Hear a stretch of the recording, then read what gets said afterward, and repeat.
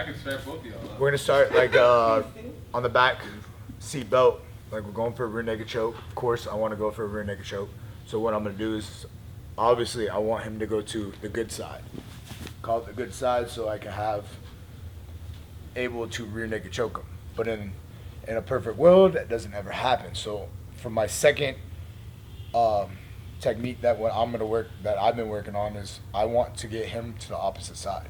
So once I get him to the opposite side, I use this foot and I find the crease between his hip and his leg, and I'll push him down.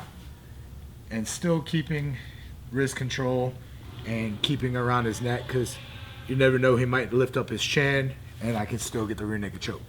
But in this, what we're going for is we're pushing the hip down, and what I'm gonna do is I'm gonna circle my leg. So what I'm doing is circling my leg around, I'm catching it.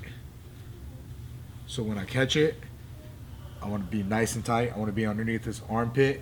I'm going to be pulling my leg up and keeping it nice and tight. So what I want to do is bring him to the opposite side. To bring him to the opposite side, he's going to be defending his elbows up high. So what I'm going to do is use my opposite hand. I'm going to grab the elbow, I'm going to pull it up, and then I'm going to connect my triangle. And the same thing when I connect my triangle, I don't want my foot to stay out so it trips where it goes between his legs. And if he traps between my legs, then I won't be able to finish this move. So I want to get it to the side of his hip. And at the same time here, I'm gonna sit up, squeeze, I'm gonna get the triangle choke. If he's tough MMA fighter or a really tough grappler, he's gonna be defending here. So I'm gonna have to use this here to get the shoulder crank, arm bar, wrist lock, and I can always add it into going to the regular arm bar. So we'll just do it a little faster so you can see what it looks like.